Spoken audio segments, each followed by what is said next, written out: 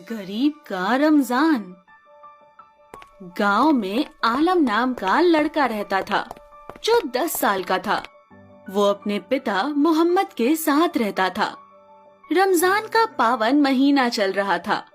आलम और मोहम्मद भी रोजा रखे थे, लेकिन मोहम्मद अंधा था और इस वजह से वो कोई काम नहीं कर सकता था। आलम अक्सर लोगों के घर में सफाई करता था, बर्तन मांजता था और मजदूरी करके घर चलाता था। उनका जीवन बहुत ही ज्यादा गरीबी में बीत रहा था। रमजान जैसे शुभ घड़ी में भी उनके पास खाने को कुछ नहीं था। मोहम्मद आलम से कहता है, बेटा आलम, तू मत रख रोजा, अल्लाह हमारी मजबूरी को जरूर समझेगा। ये क्या कह रहे हैं आप अब्बा? मैं कितना भी परेशान क्यों ना रहूं, लेकिन रोजा बिल्कुल नहीं छोड़ूंगा। लेकिन बेटा, हम भूख से तरस रहे हैं, ऐसे तो तू रोजा कैसे संभालेगा? बीमार हो जाएगा तू। केवल मुझे रखने दे रोजा। अब्बा, रोजा तो मैं रखूंगा। वैसे भी इतना शुभ महीना है, क्या पता अल्लाह हमारी अर्जियां सुन ले, दुआएं कबूल कर ले। ये तो तूने सही कहा, लेकिन हम रोजा खोलेंगे कैसे? एक दिन का भी नहीं है। आप फिक्र ना करें, मैं कुछ करता हूँ। ऐसा करता हूँ कि सेठ और खाला से अपनी तनख्वाह मांगने जाता हूँ। इसके बाद आलम कुछ पैसों की उम्मीद में अपने सेठ के पास जाता है। क्या आलम, कैसे आना हुआ? तू रोजे में भी मजदूरी करना चाहता है क्या? चल कोई नहीं, वहाँ गोडाउन में बोरियां रखी हैं। जी नहीं साहब, आप गलत समझ रहे। मैं रोजे में भला कैसे मजदूरी कर सकता हूँ? अच्छा, तो यहाँ क्या भीख मांगने आया है अपनी मनुष्य शक्ल लेके? हैं? साहब, घर में खाने को कुछ नहीं है, आप मुझे मेरे पैसे दे दो। वाह भाई, कर दी 2 कौड़ी की बात। काम तो ठीक से करते नहीं है और तुरंत मुंह उठा के पैसे मांगने पहुंच गया। भिखारियों जैसे पहुंच गया अमीर से भीख मांगने। चल निकल यहाँ से, नहीं तो तुझे नौकरी से भी निकाल दूंगा। भाग। साहब, अल्लाह सब देख रहा है, मुझ पर इतना जुल्म ना करें। तेरी इतनी हिम्मत कि तू मुझसे जवान लड़ाएगा? तेरी औकात याद दिलाने की जरूरत है। चल निकल, मैं तुझे नौकरी से अभी निकालता हूँ। आलम रोता हुआ निकल गया और फिर वो निराश होकर सड़क पर घूम रहा था। लोगों के अंदर तो अब दिल ही नहीं रह गया। दूसरे वाले सेठ रामलाल जी के पास जाकर देखता हूँ, शायद उनमें कुछ इंसानियत बाकी हो। ऐसा सोचते हुए आलम दूसरे सेठ रामलाल के घर पहुंचा। रामलाल आलम को देखकर सवाल पूछे। अरे आलम, रमजान मुबारक। आपको भी मुबारक सेठ जी। हाँ हाँ, चल बता कैसे आना हुआ? सेठ जी, इफ्तार के लिए भी हमारे पास कुछ नहीं है, भूखे तरस रहे हैं। आप मेरा वेतन दे देते तो मैं कुछ खाने के लिए खरीद पाता। अरे जाओ जाओ, मैं नहीं दे सकता अभी पैसे। साहब, आप मजदूरी तो इतनी करवाते हैं मगर पैसे नहीं देते। मेरे हक के पैसे दे दो ना।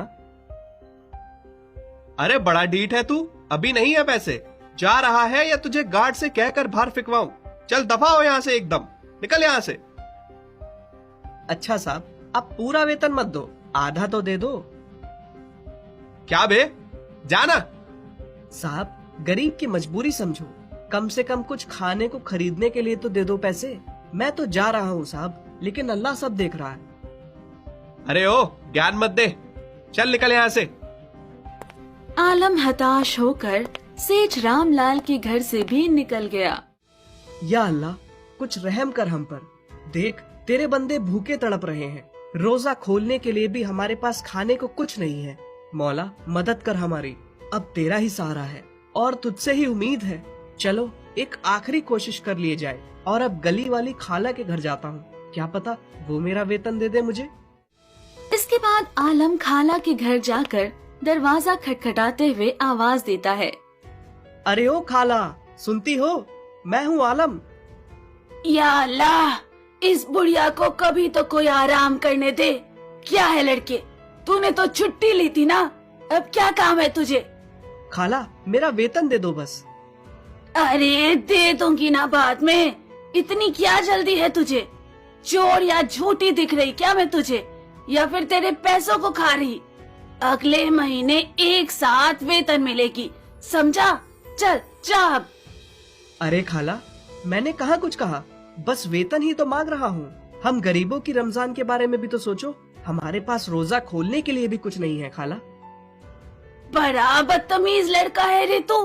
बोली ना कि अगले महीने वेतन मिलेगी, समझ नहीं आई बात? खाला, हमारे को भी तो कुछ खाने को चाहिए, बिना पैसे क्या करूं मैं? वैसे भी आपसे आपके और पैसे नहीं मांग रहा, बस अपनी मेहनत की कमाई तो मांग रहा हूँ। आप तो अमीर हैं, मुझे वेतन देने से कौन सा गरीब हो जाएंगे? अरे लड़के, तमीज तो तुझमें है ही नहीं बिल्कुल।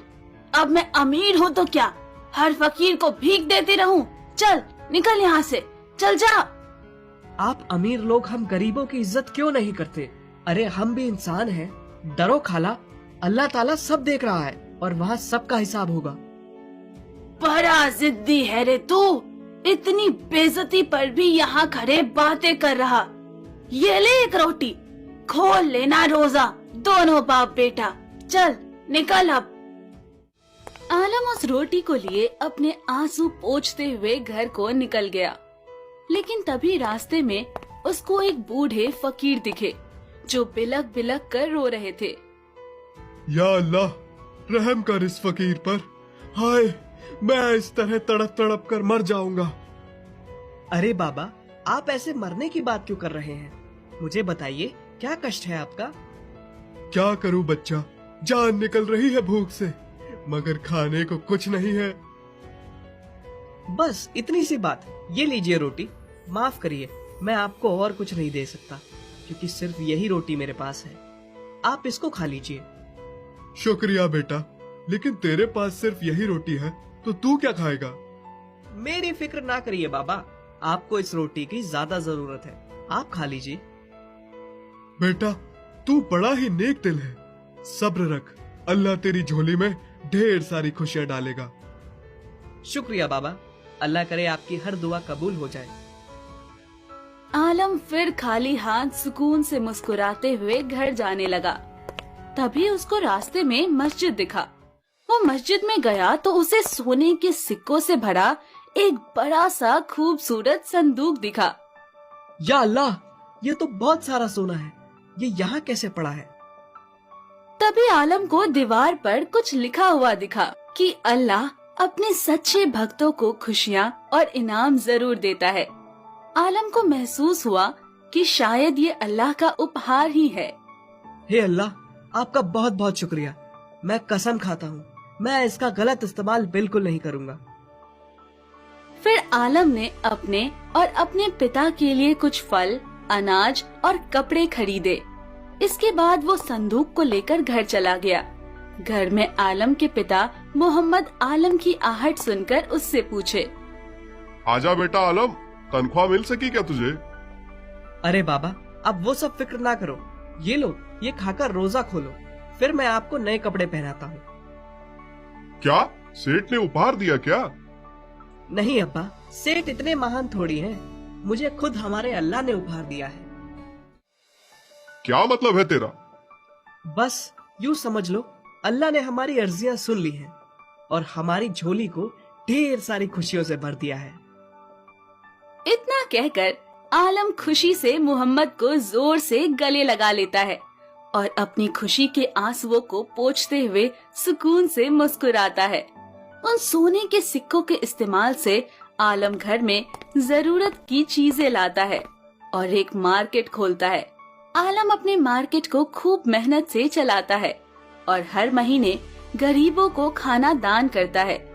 आलम के सभी दुख खत्म हो जाते हैं और वो अपनों का अच्छे से ख्याल रखते हुए सुख से जीवन बिताता है।